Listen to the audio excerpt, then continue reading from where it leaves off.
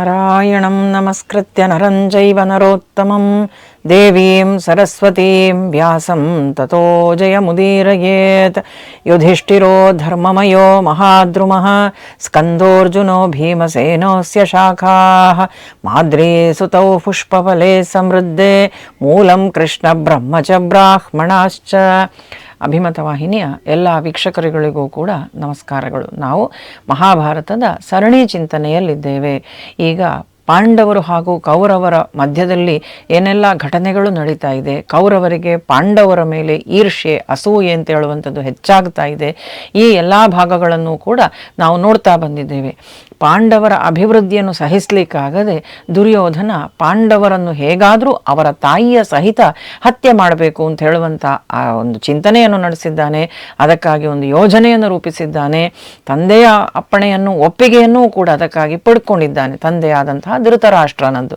ಹೀಗಾಗಿ ಈ ಎಲ್ಲ 5 ಮಂದಿ ಪಾಂಡವರನ್ನು ಕೂಡ ಅವರ ತಾಯಿಯಾದಂತಹ ಕುಂತಿಯ ಜೊತೆಯಲ್ಲಿ ಪಶುಪತಿಯ ಜಾತ್ರೆ ಆಗ್ತಾ ಉಂಟು ಅಂತ ಹೇಳಿ ವಾರಣಾವೃತಕ್ಕೆ ಕಳಿಸುವಂಥದ್ದು. ವಾರಣಾವೃತದಲ್ಲಿ ಅರಗಿನ ಅರಮನೆಯ ನಿರ್ಮಾಣವನ್ನು ಮಾಡುವಂಥದ್ದು. ಪುರೋಚನ ಅಂತ ಹೇಳುವಂತಹ ದುರ್ಯೋಧನನ ಆಪ್ತ ಮಂತ್ರಿಯ ಸಹಾಯದಿಂದ ಅರಗಿನ ಅರಮನೆ ಅಂದರೆ ಬೇಗನೆ ಹೊತ್ತಿ ಉರಿಯಬಹುದಾದಂಥ ವಸ್ತುಗಳಿಂದ ಒಂದು ಅರಮನೆಯನ್ನು ನಿರ್ಮಾಣ ಮಾಡಿದ್ದಾನೆ. ಅದಕ್ಕೆ ಶಿವಗೃಹ ಅಂತ ಹೇಳುವಂತಹ ಹೆಸರನ್ನೂ ಕೂಡ ಇಟ್ಟಿದ್ದಾನೆ. ಅಂತಹ ಶಿವಗ್ರಹದಲ್ಲಿ ಈ ಪಾಂಡವರು ಹೋಗಿ ವಾಸ ಮಾಡ್ತಾ ಇದ್ದಾರೆ. ಆದರೆ ಪಾಂಡವರು ಯಾವಾಗ ವಾರಣಾವೃತಕ್ಕೆ ಅಂತ ತೆರಳುತ್ತಾರೋ ಹಸ್ತಿನಾವತಿಯಿಂದ, ಆವಾಗ ವಿದುರ ರಹಸ್ಯವಾಗಿ ಎಲ್ಲ ವಿಚಾರಗಳನ್ನು ಕೂಡ ಏನು ಆಲೋಚನೆ ಮಾಡಿದ್ದಾನೆ ದುರ್ಯೋಧನ, ಮುಂದೆ ಇವರಿಗೆ ಯಾವ ರೀತಿಯಾದಂಥ ಆಪತ್ತು ಬರಬಹುದು, ಇದು ಎಲ್ಲವನ್ನೂ ಕೂಡ ಕೂಟ ಶ್ಲೋಕಗಳ ಮುಖಾಂತರ ಎಲ್ಲರ ಮುಂದೆಯೇ ಯಾರಿಗೂ ತಿಳಿಯದಂತೆ ಯುಧಿಷ್ಠಿರನಿಗೆ ಮನವರಿಕೆ ಮಾಡಿಕೊಟ್ಟಿದ್ದಾನೆ. ಯುಧಿಷ್ಠಿರನಿಗೆ ಆ ವಾರಣಾವೃತಕ್ಕೆ ತೆರಳುವಾಗಲೇ ಗೊತ್ತುಂಟು ಅಲ್ಲಿ ಅಪಾಯ ಸಂಭವಿಸ್ಲಿಕ್ಕುಂಟು. ದುರ್ಯೋಧನ ತನ್ನ ಹೊಟ್ಟೆಕಿಚ್ಚು ತಾಳಲಾರದೆ, ಅಸೂಯೆ ಸಹಿಸಲಾರದೆ ನಮ್ಮನ್ನಲ್ಲಿ ಹತ್ಯೆ ಮಾಡಬೇಕು, ಮುಗಿಸಿ ಬಿಡಬೇಕು ಅಂತ ಹೇಳುವಂತಹ ಯೋಚನೆಯನ್ನು ಮಾಡಿದ್ದಾನೆ ಅಂತ ತಿಳುಕೊಂಡಂತಹ ಯುಧಿಷ್ಠಿರಾದಿಗಳು ತಾವು ಯಾವುದೇ ವಿಧವಾದಂತಹ ನಾನು ಹೋಗುವುದಿಲ್ಲ ಅಂತ ಹೇಳುವಂತಹ ಮಾತನ್ನು ಹೇಳದೆ, ವಿರೋಧವನ್ನು ವ್ಯಕ್ತಪಡಿಸದೆ ತಾವೆಲ್ಲರೂ ಕೂಡ ಚಿಕ್ಕಪ್ಪನ ಹಿರಿಯರ ಆಶೀರ್ವಾದವನ್ನು ಪಡ್ಕೊಂಡು ವಾರಣಾವೃತಕ್ಕೆ ತೆರಳಿದ್ದಾರೆ. ವಾರಣಾವೃತದಲ್ಲಿ ವಾಸ ಮಾಡ್ತಾ ಇದ್ದಾರೆ. ಪುರೋಚನನ ನಂಬಿಕೆಯನ್ನು ಗಳಿಸಿಕೊಂಡಿದ್ದಾರೆ ಪಾಂಡವರೆಲ್ಲರೂ ಕೂಡ. ಇದೆಲ್ಲವನ್ನೂ ನಾವು ಹಿಂದಿನ ಸಂಚಿಕೆಯಲ್ಲಿ ನೋಡಿದ್ದೇವೆ. ಶಿವಗ್ರಹಕ್ಕೆ ಪ್ರವೇಶ ಮಾಡಿದಂತಹ ಯುಧಿಷ್ಠಿರಾದಿಗಳಿಗೆ ಅಲ್ಲಿ ಆ ಪರಿಮಳದಿಂದ ಅಲ್ಲಿ ಅರಗು, ಮೇಣ, ಸೆಣಬು, ಇದೆಲ್ಲವನ್ನು ಸುಣ್ಣ ಇದೆಲ್ಲವನ್ನು ಉಪಯೋಗಿಸಿ ಆ ಮನೆಯನ್ನು ನಿರ್ಮಾಣ ಮಾಡಲಾಗಿತ್ತು. ಅದರ ಆ ಒಂದು ವಿಚಿತ್ರವಾದಂತಹ ವಾಸನೆಗೆ, ಪರಿಮಳಕ್ಕೆ ಇವರೆಲ್ಲರಿಗೂ ಗೊತ್ತಾಗಿದೆ ಇಲ್ಲಿ ಏನೋ ಒಂದು ಸಂಚು ನಿರ್ಮಾಣವಾಗಿದೆ, ಸಂಚು ಮಾಡಿದ್ದಾನೆ ದುರ್ಯೋಧನ ಅಂತ. ಭೀಮಸೇನ ಹೇಳಿಯೂ ಹೇಳುತ್ತಾನೆ, ನಾವು ಯಾವ ಕಾರಣಕ್ಕೋಸ್ಕರ ಇದನ್ನೆಲ್ಲ ಸಹಿಸಬೇಕು, ಈಗಲೇ ಪುರೋಚನನನ್ನು ಚಚ್ಚಿ ಇವರೆಲ್ಲರನ್ನು ಮುಗಿಸಿ ನಾವಿಲ್ಲಿಂದ ಪಾರಾಗುವ ಅಂತ.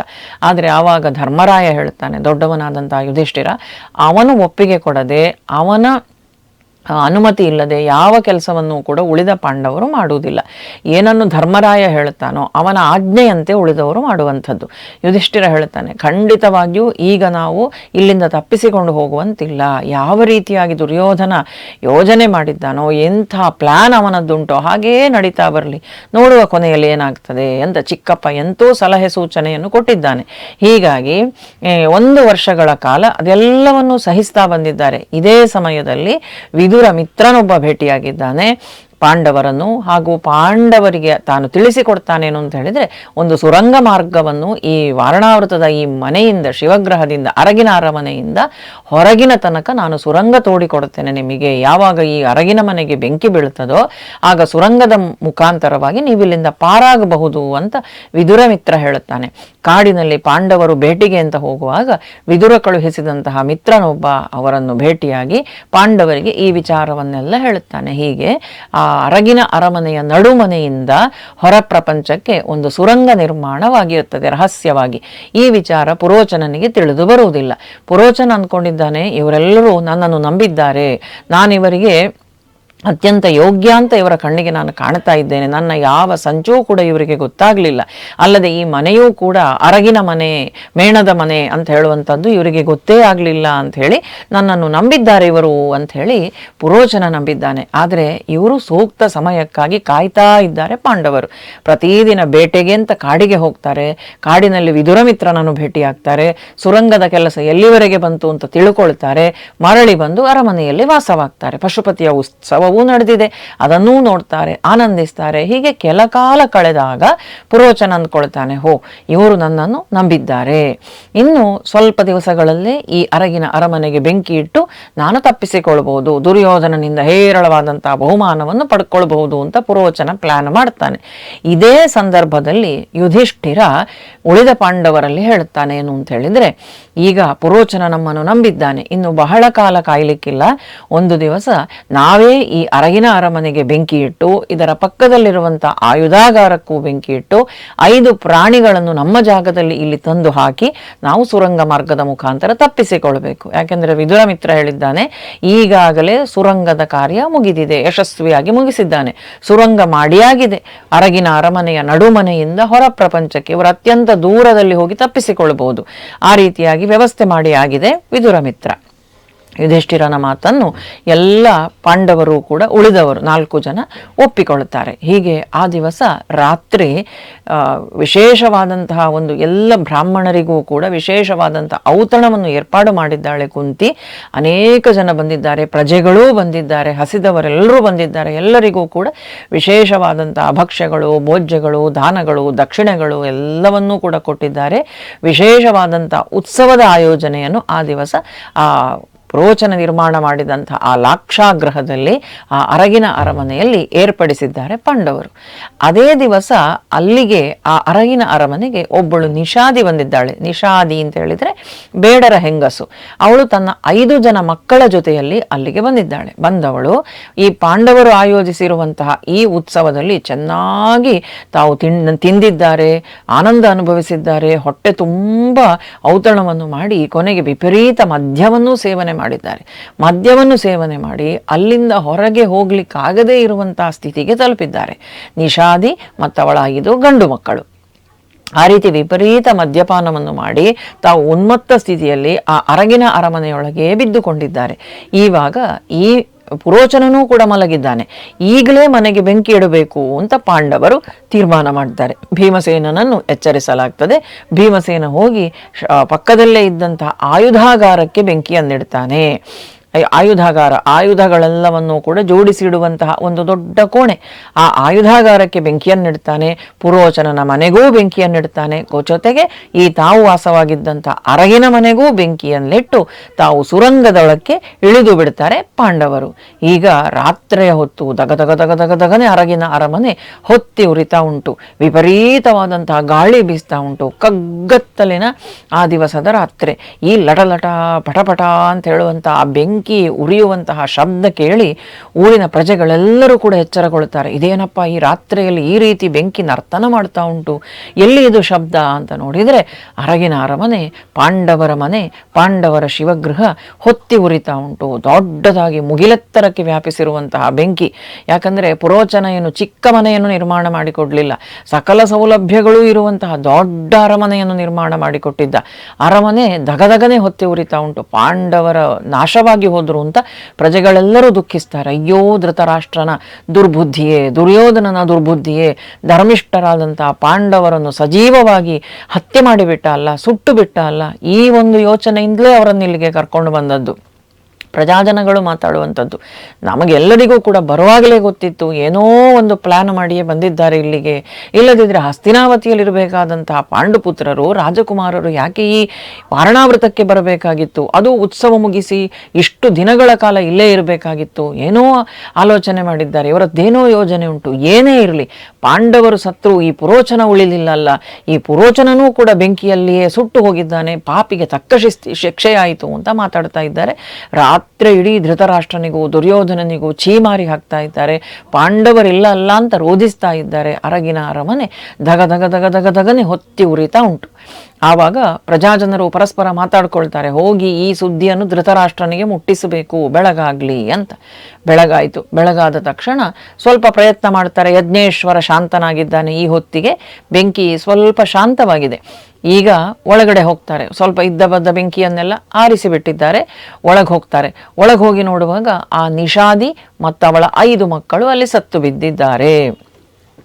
ನಿಷಾದಿ ಮತ್ತು ಅವಳ 5 ಮಕ್ಕಳು. ಇದನ್ನು ನೋಡಿ ಇವರೆಲ್ಲರೂ ತಾಯಿಯಾದಂತಹ ಕುಂತಿ ಹಾಗೂ ಪಂಚಪಾಂಡವರು ಸತ್ತಿದ್ದಾರೆ ಅಂತಲೇ ಭಾವಿಸ್ತಾರೆ. ಎಲ್ಲ ಪ್ರಜಾಜನರು ಕೂಡ ಹಾಗೂ ಆಲೋಚನೆ ಮಾಡ್ತಾರೆ, ಈಗಲೇ ಹೋಗಿ ಧೃತರಾಷ್ಟ್ರನಿಗೆ ಹೇಳುವ, ನೀನು ಏನು ತಂತ್ರ ಮಾಡ್ಕೊಂಡು ಇಲ್ಲಿಗೆ ಕಳಿಸಿದ್ಯೋ ನಿನ್ನ ಆ ಪ್ರಯತ್ನ ಸಫಲವಾಯಿತು, ನಿನ್ನ ತಮ್ಮನ ಮಕ್ಕಳೆಲ್ಲರೂ ಕೂಡ ಸುಟ್ಟು ಬೂದಿಯಾಗಿದ್ದಾರೆ ಅಂತ ಈಗಲೇ ಹೋಗಿ ಆ ಹಸ್ತಿನಾವತಿಯಲ್ಲಿ ಆ ದುಷ್ಟ ರಾಜನಿಗೆ ವಿಚಾರ ಮುಟ್ಟಿಸುವ ಅಂತ ಪೌರಜನರೆಲ್ಲರೂ ಕೂಡ ಮಾತಾಡ್ತಾರೆ. ಅವರಿಗೆ ಇದೆಲ್ಲದರ ಮಧ್ಯದಲ್ಲಿ ಈ ಪುರೋಚನ ಹೇಗೆ ಸತ್ತ ಅನ್ನುವಂತಹ ವಿಚಾರವನ್ನು ಯೋಚಿಸುವುದೇ ಇಲ್ಲ ಅವರು. ಪುರೋಚನ ಹೇಗೆ ಸತ್ತ ಅಂತ ಆಲೋಚನೆ ಮಾಡಿದ್ದಿದ್ದರೆ ಪಾಂಡವರೇ ಇಲ್ಲಿ ಏನೋ ಒಂದು ನಡೆದಿರಬಹುದಿತ್ತೋ ಏನೋ ಅಂತ ಹೇಳುವಂಥ ಯೋಚನೆ ಬರ್ತಿತ್ತೋ ಏನೋ. ಆದರೆ ಪುರೋಚನನೂ ಸತ್ತ, ಹೌದು, ಪುರೋಚನ ಹೇಗೆ ಸತ್ತ ಅಂತ ಹೇಳುವಂಥ ಆ ವಿಚಾರವನ್ನು ಯಾರೂ ಮಾಡುವುದಿಲ್ಲ. ಹೀಗೆ ಈ ರೀತಿಯಾಗಿ ಎಲ್ಲರೂ ಕೂಡ ಹೋಗಿ ತಿಳಿಸಬೇಕು ವಿಚಾರವನ್ನು ಅಂತ ಧೃತರಾಷ್ಟ್ರನಿಗೆ ಅಂತ ಮಾತಾಡ್ಕೊಳ್ತಾ ಇದ್ದಾರೆ. ಈ ಹೊತ್ತಿಗಾಗಲೇ ಆ ಸುರಂಗ ಮಾರ್ಗ ಏನಲ್ಲಿ ನಿರ್ಮಾಣ ಆಗಿತ್ತಲ್ಲ, ಆ ಸುರಂಗ ಮಾರ್ಗದ ಆ ಬಾಯಿಯನ್ನು ಧೂಳಿನಿಂದ ವಿದುರಮಿತ್ರ ಮುಚ್ಚಿಬಿಟ್ಟಿದ್ದ. ಅಲ್ಲದೆ ಆ ಸುರಂಗದ ಆ ದ್ವಾರಕ್ಕೆ ಈ ಬೂದಿ ಎಲ್ಲ ಹೋಗಿ ತುಂಬಿ ನಿಂತುಕೊಂಡು ಅಲ್ಲೊಂದು ಸುರಂಗ ಇತ್ತು ಅಂತ ಹೇಳುವಂತಹ ಸೂಚನೆಯೇ ಗೊತ್ತಾಗುವುದಿಲ್ಲ. ಪೂರ್ತಿ ಸುರಂಗದ ಆ ಒಂದು ಕುರುಹು ಇಲ್ಲದ ರೀತಿಯಲ್ಲಿ ಆ ಮನೆ ಸುಟ್ಟು ಬೂದಿಯಾಗಿರ್ತದೆ. ಅದರ ಮೇಲೆ ಅಷ್ಟೊಂದು ವಸ್ತುಗಳು ಬಿದ್ದು ಆ ಸುರಂಗ ಮಾರ್ಗದ ದ್ವಾರ ಬಾಗಿಲು ಅದು ಕಾಣಿಸುವುದಿಲ್ಲ. ಈ ಪಾಂಡವರಿಲ್ಲಿಂದ ತಪ್ಪಿಸಿಕೊಂಡು ಹೋಗಿಬಿಟ್ಟಿದ್ದಾರೆ. ವಿದುರ ಪೂರ್ತಿ ಸಹಾಯ ಮಾಡಿದ್ದಾನೆ ಅವರಿಗೆ. ಇಲ್ಲಿ ಧೃತರಾಷ್ಟ್ರನಿಗೆ ಬಂದು ವಿಚಾರ ತಿಳಿಸ್ತಾರೆ. ವಾರಣಾವೃತದ ಪ್ರಜೆಗಳೆಲ್ಲರೂ ಕೂಡ ತಮ್ಮ ಈ ರೀತಿಯಾಗಿ ನಿಮ್ಮ ತಮ್ಮನ ಮಕ್ಕಳು ಈ ರೀತಿಯಾಗಿ ಅಲ್ಲಿ ಅರಗಿನ ಮನೆಯಲ್ಲಿ ಸುಟ್ಟು ಬೂದಿಯಾಗಿದ್ದಾರೆ, ಮನೆಯನ್ನು ನಿರ್ಮಾಣ ಮಾಡಿದಂತಹ ಈ ಪುರೋಚನನೂ ಕೂಡ ಸತ್ತಿದ್ದಾನೆ ಅಂತ ಪ್ರಜೆಗಳಿಗೆಲ್ಲರಿಗೂ ಕೂಡ ಗೊತ್ತಾಗಿದೆ. ಯಾವಾಗ ಒಳಗೆ ಬಂದು ನೋಡ್ತಾರೋ ಆ ವಿಚಿತ್ರವಾದಂತಹ ಆ ವಾಸನೆ ಎಲ್ಲ ಏನಿತ್ತಲ್ಲ ಅದೆಲ್ಲ ನೋಡುವಾಗ ಇದೇನೋ ಪ್ಲಾನ್ ದುರ್ಯೋಧನನದ್ದು ಅಂತ ಹೇಳುವಂಥದ್ದು ಅವರಿಗೆ ಸ್ಪಷ್ಟವಾಗಿ ಗೊತ್ತಾಗಿದೆ. ಯಾಕೆಂದ್ರೆ ಆ ಮೇಣದ ಪರಿಮಳ, ಆ ಸೆಣಬಿನ ದಾರಗಳು, ಆ ತುಪ್ಪ, ಇದೆಲ್ಲವನ್ನು ಉಪಯೋಗಿಸಿ ಕಟ್ಟಿದಂತಹ ಮನೆ, ಸುಣ್ಣ, ಸೆಣಬು, ಇದನ್ನೆಲ್ಲ ಅದೆಲ್ಲವೂ ಕೂಡ ಅವರಿಗೆ ಗೋಚರವಾಗುವಾಗ ಇದರ ಹಿಂದೆ ಇದ್ದಂತಹ ದುಷ್ಟ ಯೋಜನೆ ಅವರಿಗೆ ಅರ್ಥವಾಗ್ತದೆ. ಪ್ರಜೆಗಳಿಗೆ ಮಕ್ಕಳನ್ನು ಸಜೀವವಾಗಿ ಪಾಂಡುಪುತ್ರರನ್ನು ಕೊಲ್ಲಬೇಕು ಅಂತ ಹೇಳಿಯೇ ಇವರು ಯೋಚಿಸಿದಂತಹ ಯೋಜನೆ ಇದು ಅಂತ ಅರ್ಥ ಮಾಡಿಕೊಂಡಿದ್ದಾರೆ. ಧೃತರಾಷ್ಟ್ರ ಯಾವಾಗ ಮಕ್ಕಳು ತೀರಿಕೊಂಡಿದ್ದಾರೆ, ತನ್ನ ತಮ್ಮನ ಮಕ್ಕಳು ಅಂತ ತಿಳಿತಾನೋ ಆಗ ಜೋರಾಗಿ ಅಳ್ಲಿಕ್ಕೆ ಪ್ರಾರಂಭ ಮಾಡ್ತಾನೆ. ಹಾ ಕುಂತಿ, ಹಾ ಯುಧಿಷ್ಠಿರ, ಭೀಮ, ನಕುಲ, ಸಹದೇವ ಅಂತ ಜೋರಾಗಿ ವಿಲಾಪ ಮಾಡ್ತಾ ಇದ್ದಾನೆ. ಈಗಾಗುತ್ತಾ ಇರುವಂತಹ ದುಃಖ ನಿಜವೇ, ಆದರೆ ಹಿಂದೆ ವಾರಣಾವೃತಕ್ಕೆ ಇವರನ್ನು ಕಳಿಸಬೇಕಾದ್ರೆ ಅವನಿಗೆ ಗೊತ್ತಿತ್ತು ಮುಂದೆ ಇಂಥದ್ದು ನಡೀತದೆ ಅಂತ. ಆದರೂ ಕೂಡ ಅದರ ಆ ಒಂದು ವಿಪರೀತ ಭೀಕರತೆಯನ್ನು ತಾನು ಅರ್ಥಕೊಳ್ಳದೆ ಮಗನಿಗೆ ಒಪ್ಪಿಗೆಯನ್ನು ಕೊಟ್ಟಿದ್ದ.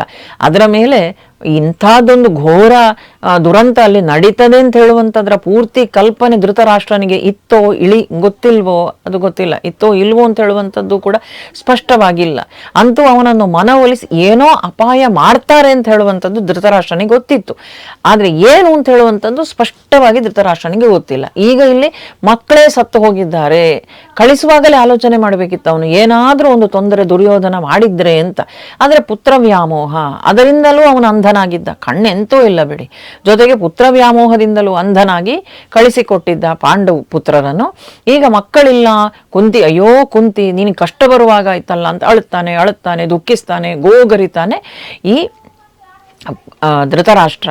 ಎಲ್ಲರೂ ಕೂಡ ಭೀಷ್ಮರಿರ್ಬೋದು, ದ್ರೋಣರಿರ್ಬೋದು, ಎಲ್ಲರೂ ದುಃಖಿಸ್ತಾರೆ, ತರ್ಪಣಾದಿಗಳನ್ನು ಮಾಡ್ತಾರೆ. ಪಾಂಡುಪುತ್ರರು ಸತ್ತೇ ಹೋದ್ರು ಅಂತ ಅವರಿಗೆ ಶ್ರಾದ್ದವನ್ನು ಕೂಡ ಮಾಡಲಾಗುತ್ತದೆ. ಇಲ್ಲಿ ಇವನೇ ಘೋಷಣೆ ಮಾಡ್ತಾನೆ, ಹೋಗಿ ಎಲ್ಲರೂ ವಾರಣಾವೃತಕ್ಕೆ ಹೋಗಿ ಅವರ ಅಸ್ಥಿಯನ್ನು ಸಂಚಯನ ಮಾಡಿ ತನ್ನಿ, ಎಲ್ಲರೂ ಅವರಿಗೆ ಜಲತರ್ಪಣಗಳನ್ನು ಕೊಡಿ, ಅವರ ಅಂತ್ಯ ಕ್ರಿಯೆಗಳೆಲ್ಲ ಬಹಳ ಶಾಸ್ತ್ರೋಕ್ತವಾಗಿ ನಡೀಬೇಕು, ಅವರಿಗೆ ಅವರ ಆತ್ಮಕ್ಕೆ ಶಾಂತಿ ಸಿಗಬೇಕು, ಯಾವುದೇ ರೀತಿಯಾದಂತಹ ತೊಂದರೆ ಬರಬಾರ್ದು, ಇದನ್ನೆಲ್ಲವನ್ನು ಹೇಳಿ ರಾಜಾಜ್ಞೆ ಬೇರೆ ಆಗ್ತದೆ.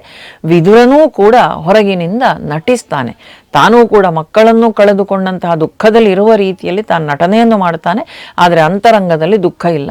ಪಾಂಡವರಲ್ಲಿಂದ ತಪ್ಪಿಸಿಕೊಂಡು ಹೋಗಿದ್ದಾರೆ, ಪಾಂಡವರು ಜೀವಂತ ಇದ್ದಾರೆ ಅಂತ ಹೇಳುವಂತಹ ಆ ಒಂದು ನಂಬಿಕೆಯು, ವಿಶ್ವಾಸವು ಮತ್ತು ದೃಢವಾಗಿ ಅವನಿಗೆ ಗೊತ್ತಿತ್ತು. ಯಾಕೆಂದರೆ ಅಲ್ಲಿಂದ ತಪ್ಪಿಸಿಕೊಂಡು ಹೋಗಲಿಕ್ಕೆ ಬೇಕಾದಂತಹ ಎಲ್ಲ ವ್ಯವಸ್ಥೆಗಳನ್ನು ಕೂಡ ವಿದುರ ಮೊದಲೇ ಹೇಳಿದ್ದ ಮತ್ತು ಮಾಡಿಸಿದ್ದ ಕೂಡ. ಈ ರೀತಿಯಾಗಿ ಎಲ್ಲರೂ ಕೂಡ ಈ ಹಸ್ತಿನಾವತಿಯಲ್ಲಿ ಪಾಂಡವರು ಸತ್ರು ಅಂತ ನೆನೆಸಿದ್ದಾರೆ. ವಿದುರನನ್ನು ಬಿಟ್ಟು ಉಳಿದವರೆಲ್ಲರೂ ದುಃಖಿಸ್ತಿದ್ದಾರೆ. ವಿದುರ ಹೊರಗಿನಿಂದ ದುಃಖ, ಒಳಗಿನಿಂದ ಸಂತೋಷ. ತಾನು ನಾಟಕೀಯವಾಗಿ ವರ್ತನೆ ಮಾಡ್ತಿದ್ದಾನೆ ಇವರೆಲ್ಲರ ಮುಂದೆ. ಯಾಕೆ? ಅವರು ಸ್ವಲ್ಪ ಸಮಯ ಅವರಷ್ಟಕ್ಕೆ ಇರಲಿ, ಇವರ ಕಣ್ಣಿಗೆ ಬೀಳಬಾರ್ದು ಅಂತ ಹೇಳುವಂಥದ್ದೇ ವಿದುರನ ಆ ಒಂದು ಯೋಚನೆಯಾಗಿತ್ತು. ಈ ರೀತಿಯಾಗಿ ಇಲ್ಲಿ ದುಃಖ, ಅಲ್ಲಿ ಪಾಂಡವರೇನು ಮಾಡಿದ್ದಾರೆ? ಆ ಸುರಂಗ ಮಾರ್ಗದೊಳಗೆ ಹೋಗಿದಂತಹ ಪಾಂಡವರು ವೇಗವಾಗಿ ಸುರಂಗದಿಂದ ಹೊರಗೆ ಬರ್ತಾ ಇದ್ದಾರೆ. ಆ ಸುರಂಗ ಎಲ್ಲಿವರೆಗೆ ಕೊರೆದಿದ್ದ ವಿದುರನ ಆ ಸ್ನೇಹಿತ ಅಂತ ಹೇಳಿದ್ರೆ ತುಂಬ ದೂರ ಕಾಡಿನೊಳಗೆವರೆಗೆ ಬೇಟೆಯಾಡಲಿಕ್ಕೆ ಅಂತ ಹೋಗ್ತಿದ್ರಲ್ಲ ಪಾಂಡವರೆಲ್ಲರೂ ಕೂಡ, ಆ ಕಾಡಿನ ಮಧ್ಯದವರೆಗೆ ಈ ಸುರಂಗ ಮಾರ್ಗವನ್ನು ವಿದುರ ಮಿತ್ರ ಮಾಡಿದ್ದ. ಹಾಗೆ ಆ ಸುರಂಗ ಎಲ್ಲಿ ಅಂತ್ಯ ಆಗ್ತದೋ ಅಲ್ಲಿವರೆಗೆ ದಡನೆ ಓಡಿಕೊಂಡು ಬಂದಿದ್ದಾರೆ ಈ ಪಂಚಪಾಂಡವರು ಕುಂತಿಯ ಜೊತೆಯಲ್ಲಿ. ಅಲ್ಲಿ ತನಕ ಬಂದಾಗ ತುಂಬ ದಣಿದಿದ್ದಾರೆ, ಬಳಲಿದ್ದಾರೆ, ಸುಸ್ತಾಗಿದೆ, ಆಯಾಸವಾಗಿದೆ, ಹೆಜ್ಜೆ ಇಡಲಿಕ್ಕೆ ಸಾಧ್ಯ ಇಲ್ಲ, ಅಂತಹ ಸ್ಥಿತಿಗೆ ಬಂದಿದ್ದಾರೆ. ಇನ್ನೇನು ಮಾಡುವುದು ಅಂತ ಆಲೋಚನೆ ಮಾಡಬೇಕಾದ್ರೆ ಭೀಮ ಎದ್ದು ನಿಲ್ತಾನೆ. ಭೀಮಸೇನ ಎದ್ದು ನಿಂತುಕೊಂಡು ನೋಡ್ತಾನೆ, ತನ್ನ ಶರೀರವನ್ನೊಮ್ಮೆ ಅವಲೋಕನ ಮಾಡ್ತಾನೆ, ತನ್ನ ಭುಜಗಳನ್ನು ನೋಡ್ತಾನೆ. ತಾಯಿಯಾದಂತಹ ಕುಂತಿ ತುಂಬ ಬಳಲಿದ್ದಾಳೆ. ಕುಂತಿಯನ್ನು ಎತ್ತಿ ತನ್ನ ಹೆಗಲ ಮೇಲೆ ಕುತ್ಕೊಳ್ಳಿಸ್ತಾನೆ. ಯಮಳರನ್ನು, ನಕುಲ ಸಹದೇವರನ್ನು ಕಂಕುಳಲ್ಲಿ ಎತ್ತಿಕೊಳ್ತಾನೆ. ಹಾಗೂ ಯುಧಿಷ್ಠಿರನನ್ನು ಹಾಗೂ ಅರ್ಜುನನನ್ನು ತನ್ನ ಎರಡೂ ಕೈಯಿಂದಲೂ ಅಪ್ಪಿಕೊಂಡು ತಾನು ದಡದಡನೆ ವಾಯುವೇಗದಿಂದ ಓಡಲಿಕ್ಕೆ ಪ್ರಾರಂಭ ಮಾಡ್ತಾನೆ ಭೀಮ. ಭೀಮಸೇನನ ಆ ದಿನದ ಆ ತಪ್ಪಿಸಿಕೊಳ್ಳುವ ಪ್ರಯತ್ನ ಹೇಗಿತ್ತು ಅಂತ ಹೇಳುವಂಥದ್ದನ್ನು ಮಹಾಭಾರತದಲ್ಲಿ ನಾವು ನೋಡಿ ಓದಿ ಸಂತೋಷವೂ ಪಡಬೇಕು, ಜೊತೆಗೆ ದುಃಖವೂ ಪಡಬೇಕು. ಅಲ್ಲಿ ಕಣ್ಣುಗಳ ಆರ್ದ್ರವಾಗ್ತದೆ ನಮಗೆ. ಭೀಮಸೇನ ಅಂತ ಹೇಳಿದರೆ ಅವನ ಅಂತರಂಗದಲ್ಲಿ ಅತ್ಯಂತ ಸಾಧು, ಅತ್ಯಂತ ಸೌಮ್ಯ ಸ್ವಭಾವವನದ್ದು, ಬಹಳ ಅವನಿಗೆ ಕರುಣೆ ಅಂತ ಹೇಳುವಂಥದ್ದು ಅತ್ಯಂತ ಹೆಚ್ಚು ಭೀಮಸೇನನಿಗೆ. ಭೀಮಸೇನ ನೋಡ್ತಾನೆ ತನ್ನ ಈ 5 ಮಂದಿಯೂ ಕೂಡ ತಾಯಿ ಮತ್ತು 4 ಜನ ಸಹೋದರರು, ಇವರೆಲ್ಲರೂ ಕೂಡ ಬಹಳ ನಿತ್ರಾಣರಾಗಿದ್ದಾರೆ, ನಡಿಲಿಕ್ಕೆ ಸಾಧ್ಯ ಇಲ್ಲ, ಈಗ ನಾನೇ ಇವರಿಗೆ ದಿಕ್ಕು ಅಂತ. ಪವನ ಸುತ ಅವನು ಅಂತ ಹೇಳುವಂಥದ್ದನ್ನು ನಾವು ಮರಿಬಾರ್ದು. ವಾಯುಪುತ್ರ ಭೀಮಸೇನ, ವಾಯುದೇವರ ಅನುಗ್ರಹದಿಂದಾಗಿ ಕುಂತಿಗೆ ಜನಿಸಿದಂತಹ ಮಗು ಅವನು. ಇವರೆಲ್ಲರನ್ನು ಕೂಡ ತನ್ನ ಶರೀರದಲ್ಲಿಯೇ ಧರಿಸಿಕೊಂಡು ತಾನು ವಾಯುವೇಗದಿಂದ ಹೋಗ್ತಾ ಇದ್ದಾನಂತೆ ಭೀಮಸೇನ. ಭೀಮಸೇನ ಆ ಕಾಡಿನಲ್ಲಿ ನಡೆಯುವಾಗ ದಾರಿ ಇದ್ದಲ್ಲಿ ಅವನು ಹೋಗುವುದಲ್ಲ, ಆಂಜನೇಯನನ್ನು ಕೂಡ ನಾವಿಲ್ಲಿ ಸ್ಮರಿಸಿಕೊಳ್ಬೋದು. ಆಂಜನೇಯನ ವೇಗ ಹೇಗಿತ್ತು ಅಂತ ಅದೇ ವೇಗದಲ್ಲಿ ಭೀಮಸೇನ ಹೋಗ್ತಾನೆ. ಅವನು ಹೋದಲ್ಲೇ ದಾರಿ ಆಗುತ್ತಾ ಉಂಟು ಅಂತ ಇವರೆಲ್ಲರನ್ನೂ ಕೂಡ ತಾಯಿಯನ್ನು ಹೆಗಲ ಮೇಲೆ ಕುತ್ಕೊಳ್ಳಿಸಿದ್ದಾನೆ. 2 ಜನ ನಕುಲ ಸಹದೇವರನ್ನು ಕಂಕುಳಲ್ಲಿಟ್ಟುಕೊಂಡಿದ್ದಾನೆ. ಹಾಗೆಯೇ ಅರ್ಜುನನನ್ನು, ಯುಧಿಷ್ಠಿರನನ್ನು ತನ್ನ 2 ಕೈಗಳಿಂದ ಹಿಡ್ಕೊಂಡಿದ್ದಾನೆ. ಹಿಡ್ಕೊಂಡು ದಡದಡನೆ ಓಡ್ತಾ ಇರಬೇಕಾದ್ರೆ ಕಲ್ಲುಗಳು, ಮರಗಳು, ಗಿಡಗಳು, ಪೊದೆಗಳು, ಮುಳ್ಳು, ಇದು ಯಾವುದರ ಲಕ್ಷ್ಯ ಇಲ್ಲ. ತಾನು ಹೋಗ್ತಾ ಹೋಗ್ತಾ ಹೋಗ್ತಾ ಇದ್ದಾನೆ. ಇಡೀ ಕಾಡೇ ಅಡ್ಡ ಬೀಳ್ತಾ ಉಂಟು ಇವನು ಹೋಗುವಂತಹ ಆ ಒಂದು ವೇಗಕ್ಕೆ. ಗಾಳಿ ಬೀಸ್ತಾ ಇದೆ, ಸಂಜೆ ಆಗುತ್ತಾ ಇದೆ. ಇಂತಹ ಹೊತ್ತಿನಲ್ಲಿ ಭೀಮಸೇನ ತಾನಲ್ಲಿಂದ ಮುಂದೆಗೆ ಹೋಗ್ತಾ ಇದ್ದಾನೆ, ತಪ್ಪಿಸಿಕೊಂಡು ಈ ಅರಗಿನ ಅರಮನೆಯ ಆ ಭೀಕರವಾದಂಥ ಅಗ್ನಿಯಿಂದ ತಪ್ಪಿಸಿಕೊಂಡು ತನ್ನವರನ್ನು ಕರ್ಕೊಂಡು ಭೀಮಸೇನ ಮುಂದೆ ಹೋದ. ಹೀಗೆ ಹೋಗ್ತಾ ಇರಬೇಕಾದ್ರೆ ಗಂಗಾ ನದಿ ಅವರಿಗೆ ಎದುರಾಗ್ತದೆ. ಈಗ ಗಂಗಾ ನದಿಯನ್ನು ದಾಟಿ ಆಚೆ ದಿಕ್ಕಿಗೆ ಅವರು ಹೋಗಬೇಕು. ಆದರೆ ಗಂಗಾ ನದಿಯನ್ನು ದಾಟಿ ಹೋಗಬೇಕು ಅಂಥೇಳಿ ಆದರೆ ಎಲ್ಲಿಯೇ ನೋಡಿದರೂ ಕೂಡ ಆಳ ಉಂಟು, ಇಳ್ಕೊಂಡು ಹೋಗಲಿಕ್ಕೆ ಆಗದೇ ಇರುವಂತಹ ಸ್ಥಿತಿ. ಏನು ಮಾಡುವುದು ಅಂತ ಪಾಂಡವರೆಲ್ಲರೂ ಆಲೋಚನೆ ಮಾಡ್ತಾರೆ. ಈಗ ಭೀಮಸೇನನಿಗೆ ಈ ನದಿಯಲ್ಲಿ ಮುಳುಗಿ ಇವರೆಲ್ಲರನ್ನು ಹಿಡ್ಕೊಂಡು ಹೋಗುವುದು ಕಷ್ಟ. ಹಾಗಾದರೆ ಗಂಗಾ ನದಿಯನ್ನು ದಾಟುವುದು ಹೇಗೆ ಅಂತ ಇವರು ಯೋಚನೆ ಮಾಡ್ತಾ ಇರಬೇಕಾದ್ರೆ ಒಬ್ಬ ನಾವಿಕ ಬರ್ತಾನೆ. ನಾವೆಯನ್ನೂ ತಗೊಂಡು ಬಂದಿದ್ದಾನೆ. ನಾವೆ ಅಂದರೆ ದೋಣಿ ಮತ್ತು ದೋಣಿ ನಡೆಸುವವನು ಇಬ್ಬರೂ ಅಲ್ಲಿ ಬಂದಿದ್ದಾರೆ. ಇವನನ್ನು ಕಳುಹಿಸಿದವನು ವಿದುರ. ಅಂದರೆ ವಿದುರನಿಗೆ ಮೊದಲೇ ಆಲೋಚನೆ ಉಂಟು. ಅದಕ್ಕೆ ಹೇಳುವಂಥದ್ದು ಇಂತಹ ಮಂತ್ರಿ ಒಬ್ಬ ಇರಬೇಕು. ಅದರಲ್ಲಿಯೂ ಕೂಡ ಅವನು ವಿದುರ ಇವರಿಗೆ ಚಿಕ್ಕಪ್ಪ ಬೇರೆ. ಹಾಗಾಗಿ ಆ ವಿದುರ ಆಲೋಚನೆ ಮಾಡಿದ್ದಾನೆ, ಇವರು ಅಲ್ಲಿಂದ ತಪ್ಪಿಸಿಕೊಂಡು ಹೊರಗೆ ಬರಬೇಕಾದ್ರೆ ಅರಗಿನ ಅರಮನೆಯಿಂದ ಈ ಗಂಗಾ ನದಿಯನ್ನು ದಾಟಲಿಕ್ಕೆ ಇವರಿಗೆ ಏನಾದರೂ ಒಂದು ವ್ಯವಸ್ಥೆ ಆಗಬೇಕು ಅಂತ. ಅಲ್ಲಿಂದ ಹೊರಗೆ ಬರಬೇಕಾದ್ರೆ ಸುರಂಗ ಮಾರ್ಗವನ್ನು ನಿರ್ಮಾಣ ಮಾಡಿಸಿಕೊಟ್ಟಿದ್ದಾನೆ. ಈಗ ಗಂಗಾ ನದಿ ದಾಟಲಿಕ್ಕೆ ಯಂತ್ರ ಸಹಿತವಾದಂತಹ ಒಂದು ನಾವೆ ಸಿದ್ಧವಾಗಿದೆ. ಅಂದರೆ ಏನು, ಮೋಟಾರ್ ಜನರನ್ನೆಲ್ಲ ಅಳವಡಿಸಿಕೊಂಡಿರುವಂತಹ ವೇಗವಾಗಿ ಸಾಗಲಿಕ್ಕೆ ಅನುಕೂಲವಾಗುವಂತಹ ಒಂದು ನಾವೆ ಅಂದರೆ ದೋಣಿಯನ್ನು ಸಿದ್ಧ ಮಾಡಿ ಕಳುಹಿಸಿಕೊಟ್ಟಿದ್ದಾನೆ ವಿದುರ. ಜೊತೆಗೆ ನಾವಿಕನು ಅಂದರೆ ಅಂಬಿಗ ದೋಣಿ ನಡೆಸುವವನು ಅಲ್ಲಿ ಬಂದಿದ್ದಾನೆ. ಬಂದಾಗ ಹೀಗೆ ನಾನು ವಿದುರನಿಂದ ಕಳುಹಿಸಲ್ಪಟ್ಟಿದ್ದೇನೆ, ಗಂಗಾ ನದಿಯನ್ನು ದಾಟಲಿಕ್ಕೆ ನಿಮಗೆ ಸಹಾಯ ಮಾಡ್ತೇನೆ ಅಂತ ಹೇಳುವಾಗ ಒಮ್ಮೆಗೆ ಯುಧಿಷ್ಠಿರಾದಿಗಳು ಒಪ್ಪಿಕೊಳ್ಳುವುದಿಲ್ಲ. ಯಾಕೆಂದರೆ ಈ ಪುರೋಚನನು ಇನ್ನೂ ಸತ್ತಿದ್ದಾನ ಬದುಕಿದ್ದಾನ ಅಂತ ಹೇಳುವಂಥದ್ದು ಗೊತ್ತಿಲ್ಲ. ಎಲ್ಲಿಯಾದರೂ ದುರ್ಯೋಧನನ ಗೂಢಚಾರ ಇವನಾಗಿದ್ದಿದ್ರೆ ಆದ ಕಾರಣ ತಕ್ಷಣಕ್ಕೆ ಬೇಡ ನಾವು ಹತ್ತುವುದು ಅಂತ ಆಲೋಚನೆ ಮಾಡ್ತಾರೆ. ಇವನನ್ನು ನಂಬುವುದು ಹೇಗೆ, ಇವನು ವಿದುರನೇ ಕಳಿಸಿದ ನಾವಿಕ ಅಂತ ಹೇಳುವಂಥ ನಂಬಿಕೆ ನಮಗೆ ಹೇಗೆ ಬರಬೇಕು ಅಂತ ಆಲೋಚನೆ ಮಾಡಬೇಕಾದ್ರೆ ಆ ನಾವಿಕ ಹೇಳ್ತಾನೆ, ಆ ಯಾವ ಕೂಟಶ್ಲೋಕವನ್ನು ವಿದುರ ಹೇಳಿ ಕಳುಹಿಸಿದ್ನೋ ಯುಧಿಷ್ಠಿರನಿಗೆ ಅದೇ ಕೂಟಶ್ಲೋಕವನ್ನು ಆ ನಾವಿಕ ಹೇಳ್ತಾನೆ. ಕಕ್ಷಗ್ನ ಶಿಶಿರಘ್ನಶ್ಚ ಮಹಾಕಕ್ಷೇ ವಿಲೌಕಸಃ ನ ಹಂತೀತ್ಯೇವಮಾತ್ಮಾನಂ ಯೋ ರಕ್ಷತಿ ಸ ಜೀವತಿ ಅಂತ.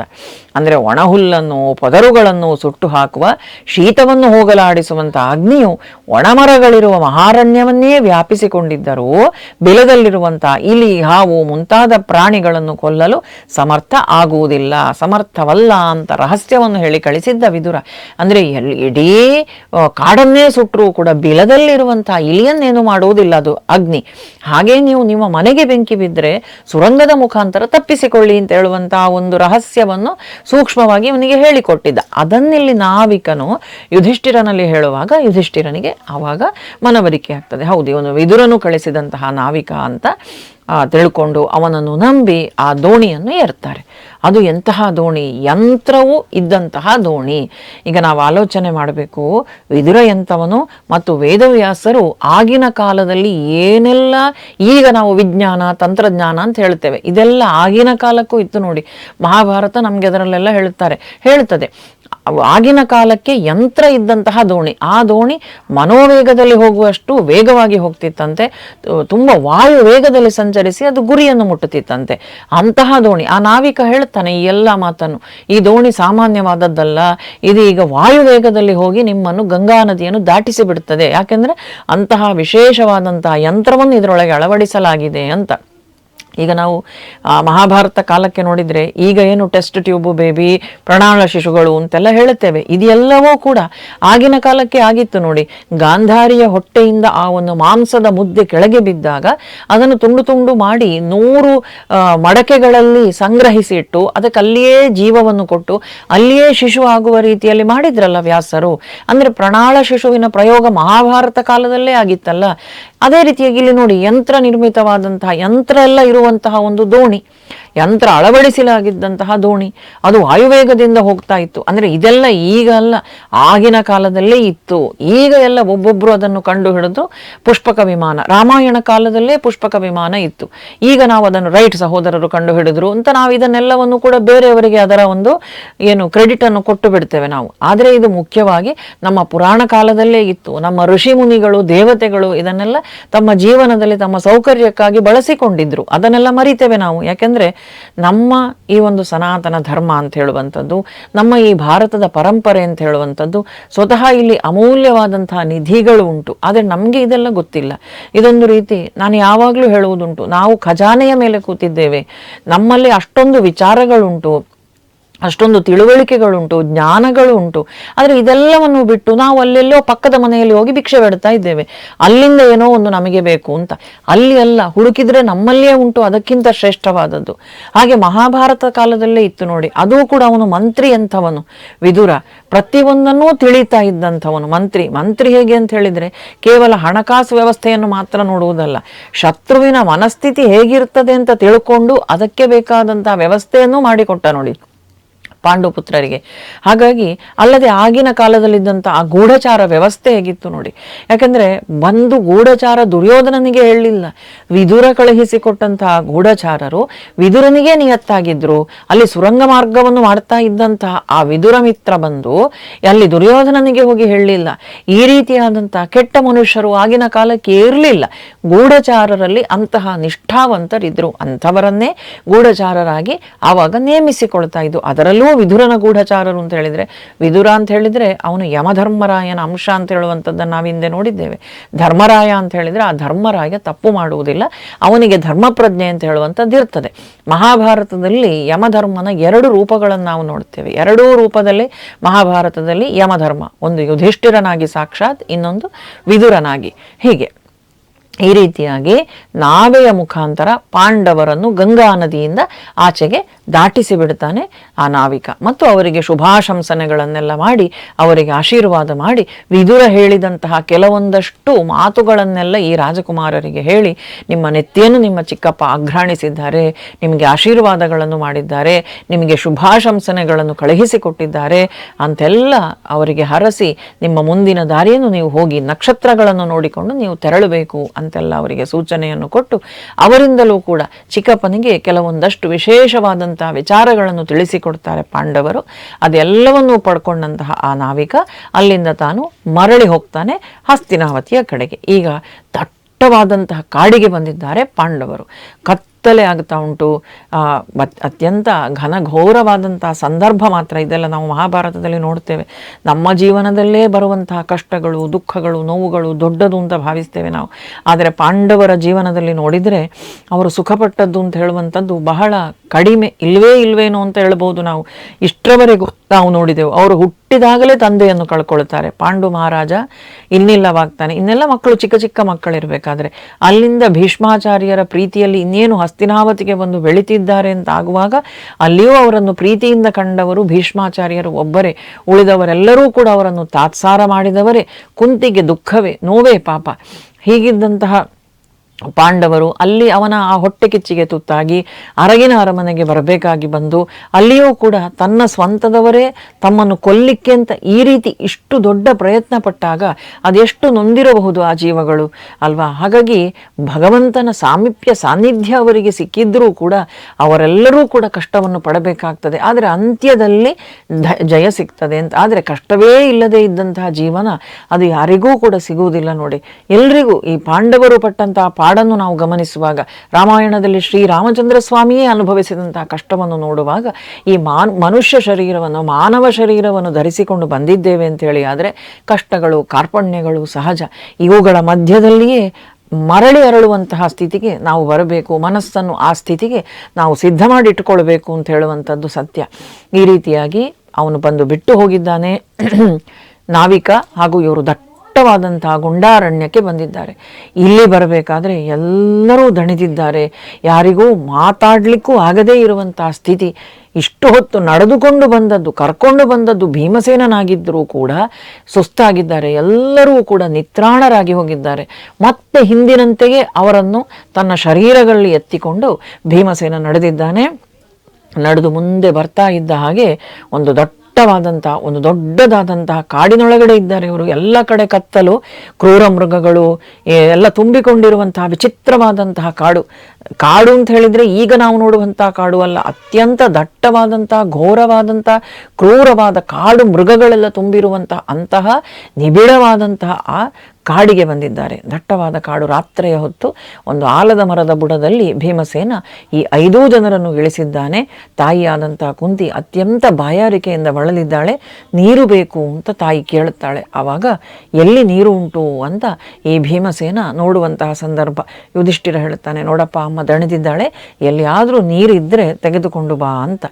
ಈಗ ಅಲ್ಲೆಲ್ಲ ಪಕ್ಕದಲ್ಲಿ ಹಂಸಗಳು, ಅದೇ ರೀತಿಯಾಗಿ ಕಾರಂಡವ ಮುಂತಾದಂತಹ ಪಕ್ಷಿಗಳ ಆ ಶಬ್ದ ಕೇಳುತ್ತದೆ ಭೀಮಸೇನನಿಗೆ. ಆಗ ಆಲೋಚನೆ ಮಾಡ್ತಾನೆ, ಇದೆಲ್ಲ ಹಂಸ ಸಾರಸ ಪಕ್ಷಿಗಳ ಶಬ್ದ ಕೇಳುತ್ತಾ ಉಂಟು ಅಂತಾದರೆ ಇಲ್ಲೆಲ್ಲೋ ಸರೋವರ ಇರ್ಬೋದು, ಹೋಗಿ ನೀರು ತರ್ತೇನೆ ಅಂತ ಆಲೋಚನೆ ಮಾಡಿ ತಾಯಿಯನ್ನು ಹಾಗೂ ತಮ್ಮಂದಿರನ್ನು ಆ ಆಲದ ಮರದ ಕೆಳಗಡೆ ತಾನು ಕೂತುಕೊಳ್ಳಿಸಿ ಭೀಮಸೇನ ನೀರು ತರಲಿಕ್ಕೆ ಅಂತ ತಾನು ಸರೋವರವನ್ನು ಹುಡುಕಿಕೊಂಡು ಹೋಗ್ತಾನೆ.